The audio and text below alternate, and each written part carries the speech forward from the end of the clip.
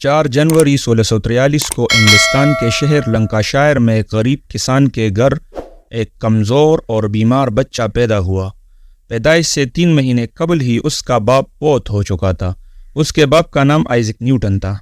جب نیوٹن پیدا ہوا تو اس کی ماں نے اپنے مرحوم شوہر کی یاد میں نومولود بچے کا نام بھی آئزک نیوٹن رکھا۔ جب نیوٹن 3 برس کا ہوا تو اس کی ماں نے دوسری شادی کر لی۔ نیوٹن کا سوتیلا باپ اس کو بالکل بھی پسند نہیں کرتا تھا۔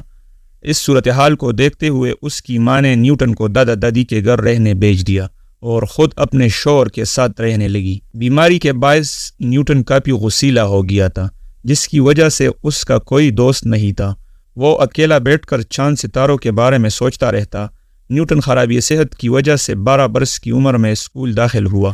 پڑھائی میں اس کا دل نہیں لگتا تھا اور ہر وقت اسکول میں کسی نہ کسی سے جھگڑتا رہتا تھا۔ روز روز کے جھگڑوں سے تنگ آ کر ماسٹر صاحب نے اسے اسکول سے نکال دیا۔ اسی دوران نیوٹن کا سوتیلا باپ بھی مر گیا، جس کے بعد وہ اپنی ماں کے پاس آ کر رہنے لگا۔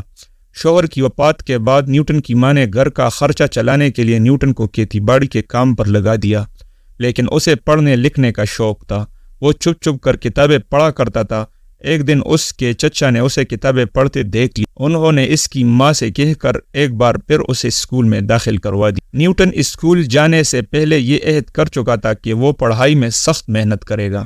دل لگا کے پڑھنے کی وجہ سے بہت جلد اس کا شمار اسکول کے ذہین طلبہ میں ہونے لگا۔ اسکول کی تعلیم مکمل کرنے کے بعد اسے کالج میں داخلہ مل گیا۔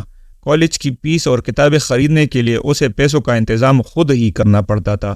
اس کے لیے اس نے کالج کے امیر طلبہ کے ذاتی کام کاج کرنا شروع کر دی۔ اپنی محنت کی وجہ سے اس کو اسکالرشپ ملی اور پھر وہ سارا وقت پڑھائی پر صرف کرنے لگا۔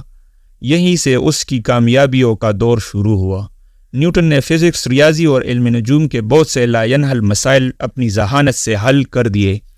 ایک روز وہ سیب کے درخت کے نیچے بیٹھا تھا کہ اس کے قریب سیب آ کر گرا، جسے دیکھ کر نیوٹن سوچ میں پڑ گیا کہ اگر یہ سیب زمین کی طرف اسی سمت میں گرے اور گرتا چلا جائے تو تقریباً زمین کے مرکز سے ہو کر گزر جائے گا۔ زمین پر سیب گرنے کا سبب نیوٹن نے کشش ثقل بتایا اور یوں کشش ثقل کا نظریہ ایجاد ہوا۔ اس نے ہر طرح کی حرکت کے الجھے ہوئے مسئلے کو حرکت کے 3 قوانین کی مدد سے سمجھنا آسان کر دیا۔ اس کے علاوہ زمین کی طرف گرنے والی چیزوں سے لے کر تمام سیاروں کی گردش کو ایک آسان سے قانون میں سمو دیا۔ اس نے ایسے فارمولے ایجاد کیے جن کی وجہ سے دنیا میں انقلاب برپا ہو گیا۔ کچھ عرصے بعد اس کو سر آئزک نیوٹن کا خطاب دیا گیا۔ اس عظیم سائنسدان کا کہنا ہے کہ کوئی بھی ایجاد ایک بڑی سوچ کے بغیر ممکن نہیں۔ نیوٹن نے ہزاروں ایسی ایجادات کی جس کی وجہ سے تاریخ میں اس کا نام ہمیشہ کے لیے امر ہو گیا۔ اس نے ریاضی کے علم میں کچھ اضافے بھی کیے۔ اس کے بنائے ہوئے قوانین کو نیوٹن کے قوانین کہا جاتا ہے۔ لا آف موشن کے نظریے کے نام سے کچھ قوانین ایسے ایجاد کیے جن کا استعمال آج بھی سائیکل سے لے کر ہوائی جہاز بنانے میں کیا جاتا ہے۔ نیوٹن نے اپنی شہرہ آفاق کتاب قدرتی فلسفہ کے حسابی اصول لکھ کر سائنس کی دنیا میں تہلکہ مچا دیا۔ یہ کتاب سائنسی تاریخ کی اہم ترین کتاب تسلیم کی جاتی ہے۔ اس کتاب میں کشش ثقل کے قانون اور حرکت کے قوانین پر بھی بحث کی گئی ہے۔ نیوٹن کے تیسرے قانون حرکت، ہر عمل کا رد عمل ہوتا ہے، نے نہ صرف سائنسی میدان میں انقلاب برپا کیا بلکہ یہ قانون دیگر علوم و فنون میں بھی یکساں اہمیت کا حامل بن گیا۔